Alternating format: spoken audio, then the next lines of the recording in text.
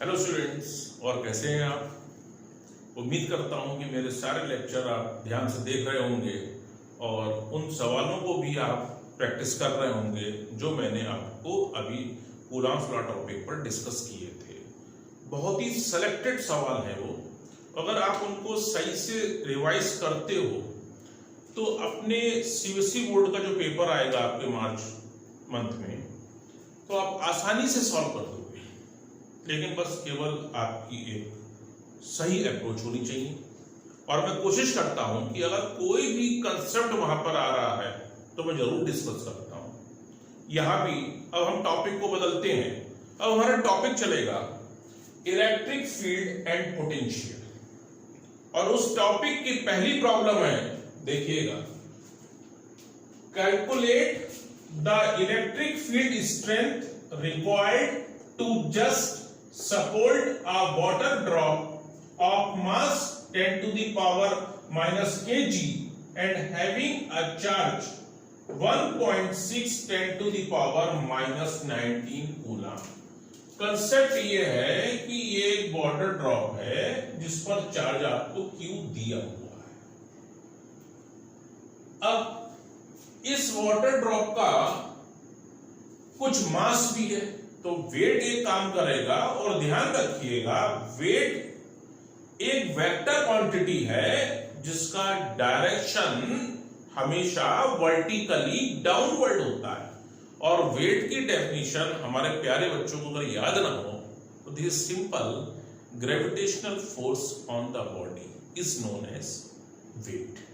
It is a vector quantity, its direction is always vertically downward, यानी कि इसका mg जो है वो डाउनवर्ड लगेगा। अब इसको क्या करना है, बैलेंस करना है। अब भाई ये हवा में टंगी रहे तो इतना ही फोर्स अपवर्ड लगना चाहिए।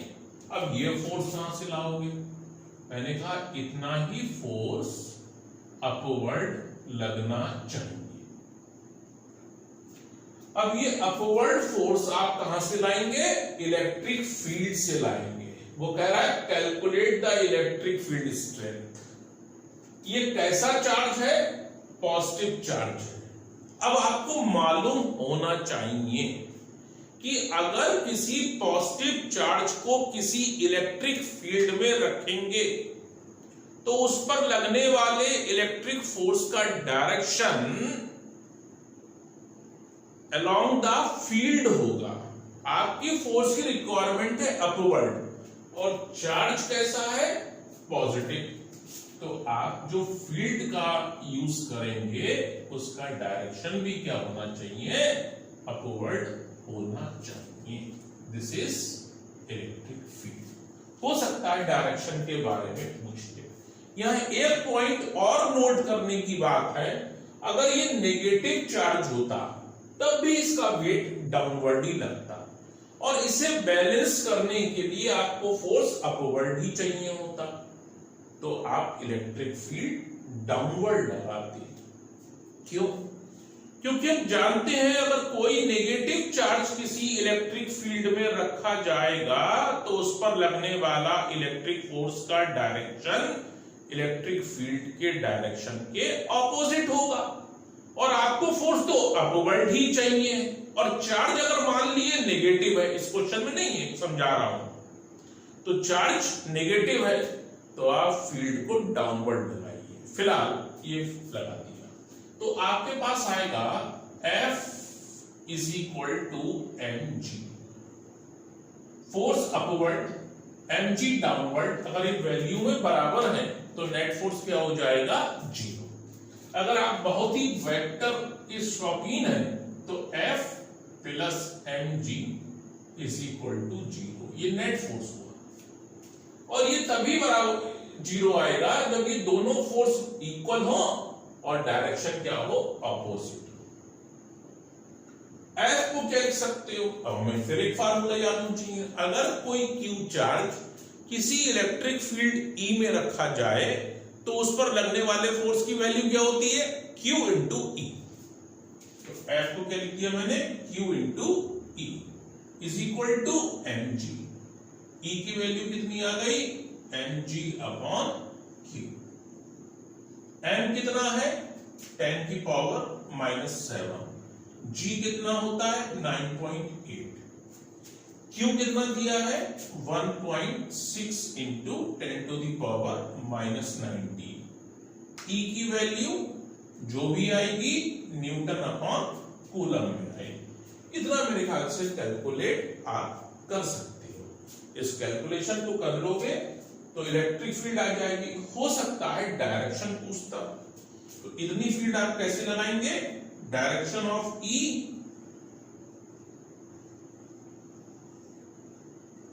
Is upward.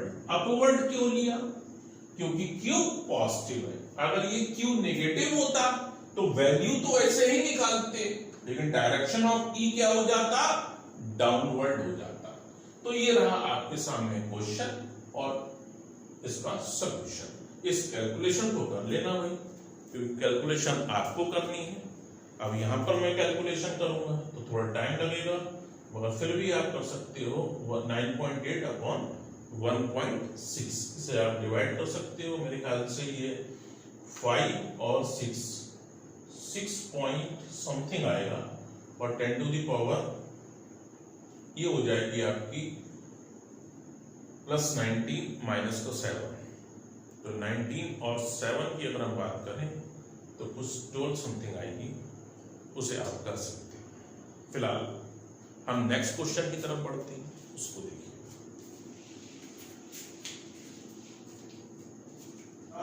Next question is calculate the voltage needed to balance an oil drop carrying 10 electrons. When located, the plates of a capacitor which are 5 millimeter apart. The mass of oil drop is 3 into 10 to the power -16 kg.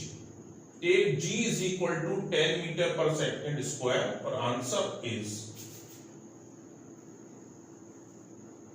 9.375 volt. Answer से लिख दिया, calculation में रहने देता हूं, आप देख लीजिएगा ये आ रही है या नहीं आ रही। फिलहाल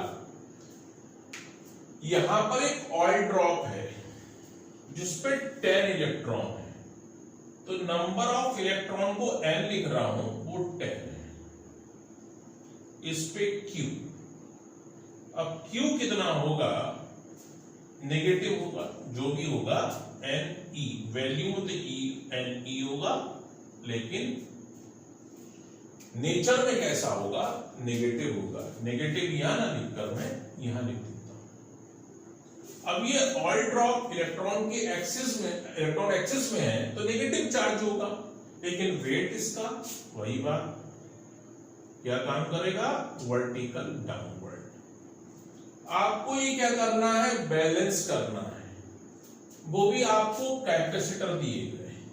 बच्चों कैपेसिटर अभी फिलहाल इसमें टॉपिक नहीं आया है, आप ये समझ लो 2 प्लेट्स हैं, एक पर चार्ज पॉजिटिव है और एक पर नेगेटिव है। ये 2 प्लेट समझ लो कैपेसिटर की जगह। कैपेसिटर इस यूनिट का आपका लास्ट चैप्टर है, उसमें बात होगी तो आपको ये बहुत आसान लगेगा। फिलहाल कैपेसिटर समझते 2 प्लेट है, पॉजिटिवली चार्ज है और एक नेगेटिवली चार्ज है। अब यहां पर इलेक्ट्रिक फील्ड हम जानते हैं कि पॉजिटिव टू नेगेटिव होती है। अगर इतना आपने चैप्टर पढ़ रखा है तो आप आसानी से जानते होंगे कि direction of electric field positive charge to negative charge होता है। यानी क्या, ये रहा आपका किसका डायरेक्शन, इलेक्ट्रिक फील्ड का। ये डायरेक्शन किसका आ रहा है, इलेक्ट्रिक फील्ड का आ रहा है। इसको बैलेंस करना है तो आपको एक फोर्स चाहिए होगा, वो भी अपवर्ड डायरेक्शन में, जिसकी वैल्यू एग्जैक्टली mg के इक्वल होनी चाहिए। अब नेगेटिव चार्ज को रखा, इलेक्ट्रिक फील्ड डाउनवर्ड होगी तभी इलेक्ट्रिक फोर्स अपवर्ड लगेगा। इस पे इतने इलेक्ट्रॉन। अब calculate the voltage needed to balance an oil drop carrying a charge 10 electrons. तो F और mg का वेक्टर सम आपको क्या चाहिए? 0 चाहिए। ये कैसे आएगा? F is equal to mg value बराबर चाहिए। ये कितना हुआ? QE हुआ। mg Q रिप्लेस हो सकता है, डायरेक्ट नहीं दिया इसने। E क्या है? Fundamental charge. फंडामेंटल चार्ज किसे कहते हैं? The magnitude of the charge on the electron is called fundamental charge. Electron पर माइनस E होता है और प्रोटॉन पर प्लस E के बराबर होता है। अब आपके दिमाग में आ रहा होगा कि सर ने यहां माइनस क्यों नहीं लगाया, बड़े आप चक्कर में फंस जाते। नेगेटिव में आपने नेगेटिव के कारण इलेक्ट्रिक फील्ड में यूज कर लिया। इलेक्ट्रिक फील्ड का डाउनवर्ड डायरेक्शन तभी दिखाया है। अगर ये पॉजिटिव होता तो इलेक्ट्रिक फील्ड डाउनवर्ड नहीं होती, इलेक्ट्रिक फील्ड आपको अपवर्ड रखनी होती। और अगर ये दो प्लेट हैं कैपेसिटर की, तो ये पॉजिटिवली चार्ज होनी चाहिए थी और वो नेगेटिव का अगर ये ड्रॉप पॉजिटिवली चार्ज होती। फिलहाल ये ड्रॉप नेगेटिवली चार्ज है। QE is equal to mg। अब आपको फाइंड क्या करना है? Potential difference. अभी बताते हैं आपको। Q को हमने क्या रख दिया? n small e mg। E is equal to क्या आ गया? mg upon ne। इसने E नहीं पूछा, वोल्टेज नीडेड मतलब पोटेंशियल डिफरेंस। तो हम जानते हैं E को हम रिप्लेस कर सकते हैं V अपॉन D में। क्या में रिप्लेस कर सकते हैं?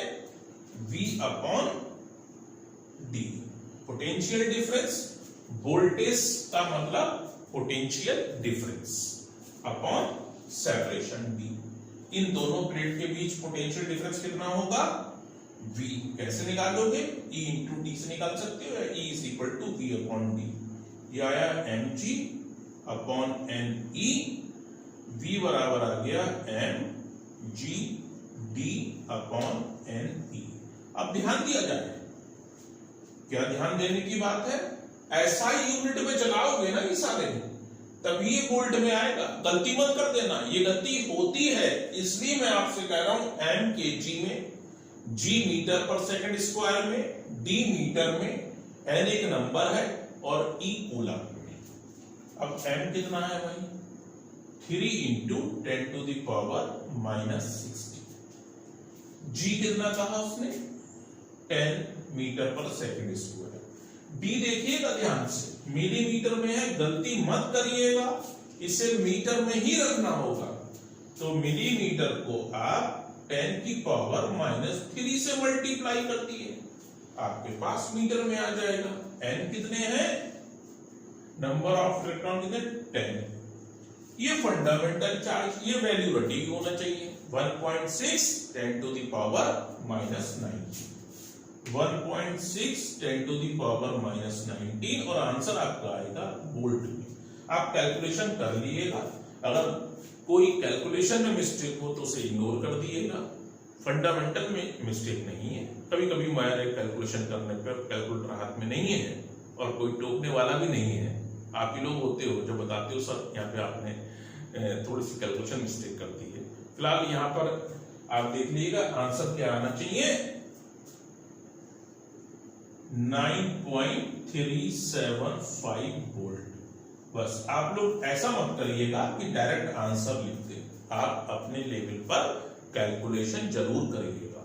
जो बच्चे कैलकुलेशन से दूर भागते हैं वो पेपर में कभी भी कैलकुलेशन को सॉल्व नहीं कर पाते।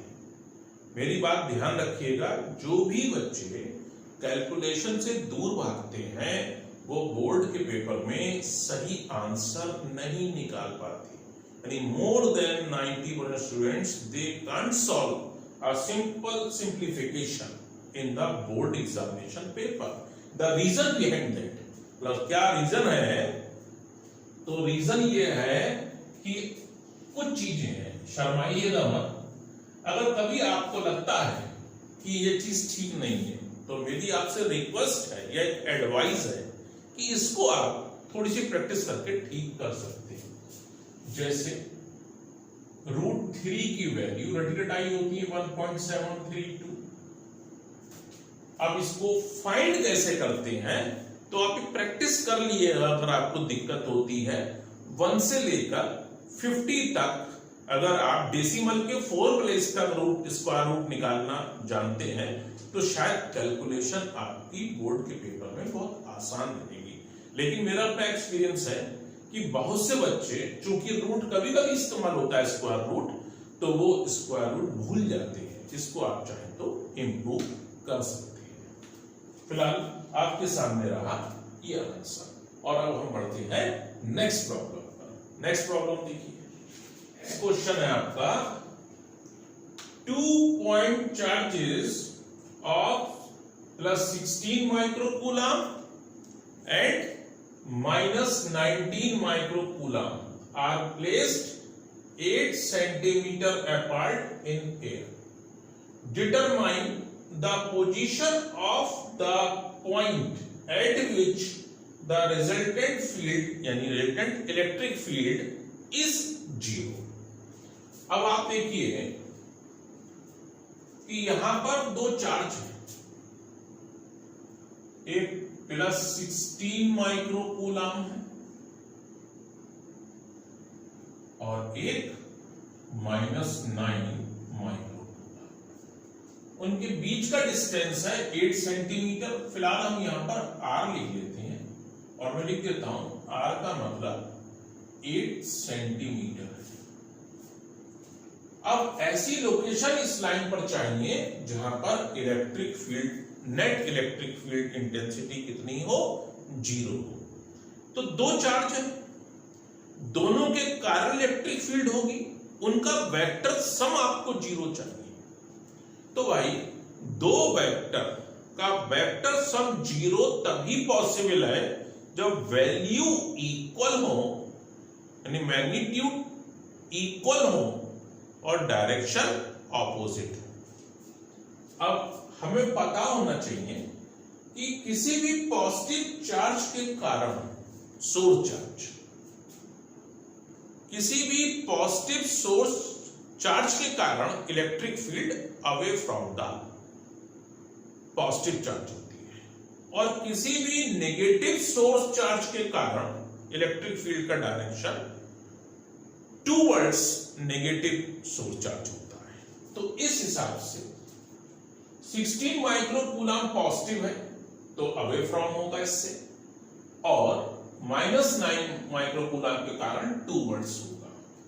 अब आप जरा ध्यान से देखिएगा, मैं A और B लिख लेता हूं इसे, इसको नाम दे देता हूं Q1 और इसे नाम दे देता हूं Q2, लेकिन एक नेगेटिव है और एक पॉजिटिव है। अगर A और B के बीच कोई सा भी पॉइंट ढूंढने की कोशिश करोगे तो प्लस के कारण अवे फ्रॉम यानी A to B, और माइनस के कारण टूवर्ड्स यानी अगेन A to B।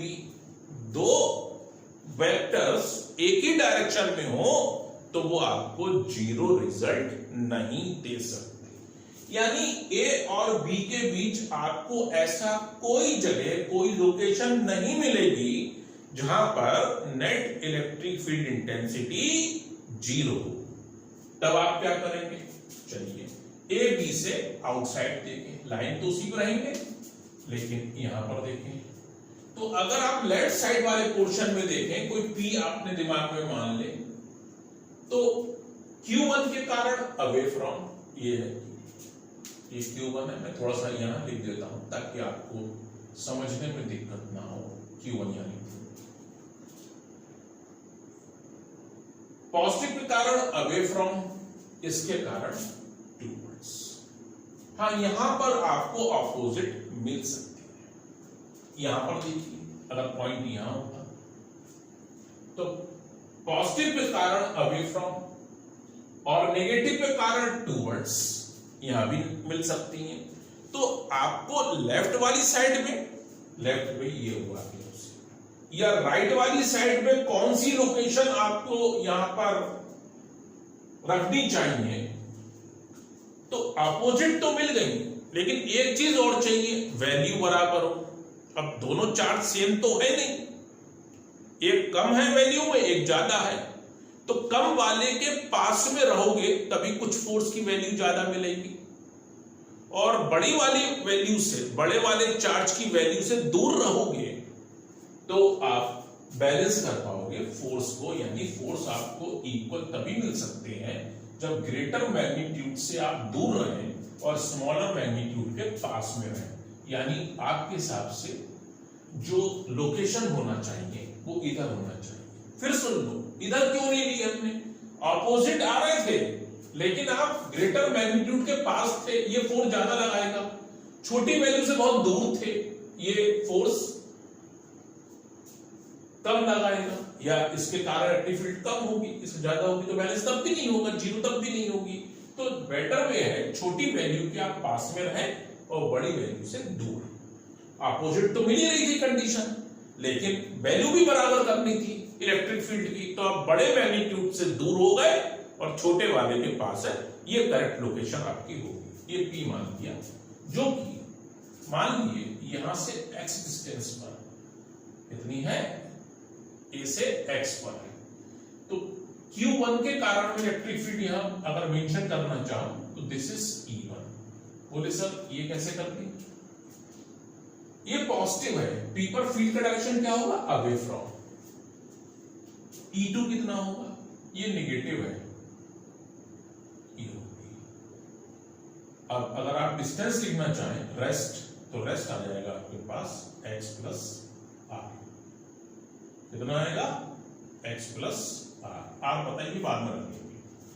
अब आपको डिमांड क्या है, E1 vector plus E2 vector sum क्या चाहिए, जीरो। तो सम कैसे जीरो मिलेगा आपको, E1 और E2 मैग्नीट्यूड्स में बराबर हो लेकिन विद ऑपोजिट डायरेक्शन, साथ ही साथ उनके डायरेक्शन ऑपोजिट। अब आप वैल्यू रख दिए 1/4 pi epsilon not source charge upon distance का स्क्वायर। Q1 से कितनी दूरी पर है, ध्यान से देखिएगा, x। कितनी दूरी पर है ये, x। ये x पर है भाई, ये थोड़ी सी यहां पे मिस्टेक, ये x है अगर मानी मैंने, अब तो फिर ये x प्लस आर ना होगा, कितनी होगी ये डिस्टेंस आपका होगा x माइनस आर, थोड़ा ठीक कर लीजिएगा। अगर आप x यहां से मानेंगे तो ये डिस्टेंस कितना हो जाएगा, x प्लस आर। वो आपकी मर्जी है, आप यहां से मानिए या b से मानिए। a से p की डिस्टेंस कितना है, x, तो b से p का कितना होगा बच्चों, x माइनस आर। तो यहां कितना आएगा, even x square 1/4 pi epsilon naught Q2 upon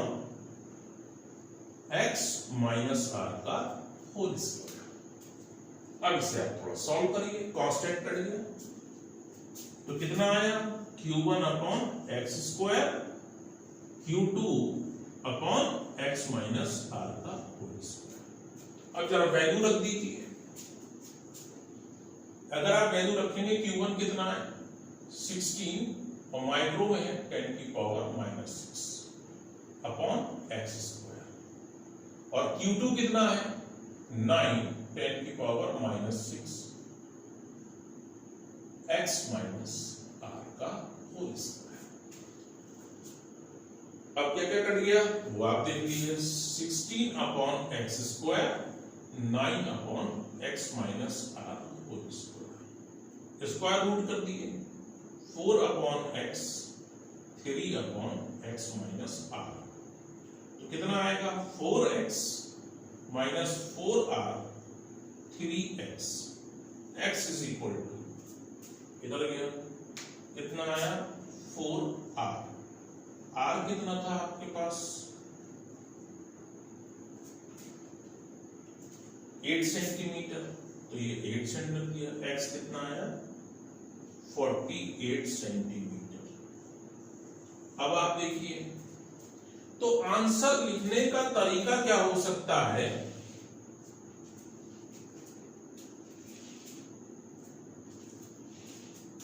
from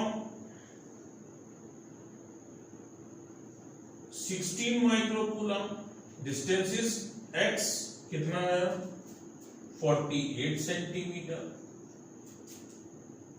और फ्रॉम -9 माइक्रोकूलम, डिस्टेंस कितना है? x माइनस r है, कितना होगा अभी? ये आपका आया 840। भाई मैंने गलत लिख दिया भाई, कैलकुलेशन थोड़ी मिस्टेक है, मैं कैलकुलेशन करता नहीं इसलिए यहाँ पर मिस्टेक हो रही है। This is 32। तो कितना आया ये? 32। x माइनस आर कितना हुआ? This is 24 centimetre. अब आंसर लिखने का तरीका क्या होना चाहिए? The location of the point, सुन लिए आप, लिख लेंगे। अब लिखने की जगह नहीं बच रही है, मैं इसको कहीं हटा नहीं रहा हूं, आप सुन लीजिए। आंसर लिखना जरूरी है, यहां पर एक लाइन में एक सेंटेंस चाहिए। The location of the point eight which electric field is 0 is at a distance 32 centimeter from 32 centimeter from plus 16 microcoulomb charge और 24 centimeter from -9 microcoulomb charge on the line joining them। कि आपने location दो point से बताई कि 16 microcoulomb से 32 centimetre की दूरी पर और -9 माइक्रोकूलम से 24 सेंटीमीटर के डिस्टेंस पर, और कहां पर? डिस्टेंस तो कहीं और भी हो सकता है, on the line joining them. तो इस तरीके से ये क्वेश्चन किया जाएगा, और आप इसे अगर आप नोट कर सकते हैं बहुत अच्छी बात है, और आप बहुत आसानी से बोर्ड का पेपर कर सकते हैं। तो इसे जरूर रिवाइज करिएगा, और इसको फाइनल पेपर से पहले जब कोर्स एंड हो जाता है तब भी न्यूमेरिकल्स को देखिएगा, और आपको ये याद रखना चाहिए। जब याद रहेंगे तो आप मानकर चलिए कि आपका पेपर बहुत ही अच्छा हो। तो my dear students, thank you for watching.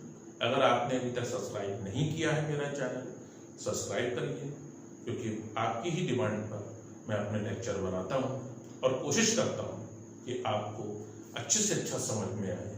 तो जितनी कोशिश है वो आपको सामने दिखाई दे रही होगी, और अगर आप इसे डेली देख रहे हैं और आप पूरा वीडियो देखते हैं तो डेफिनेटली आपको इसका बहुत ज़्यादा फायदा पहुंचेगा। Thank you for watching.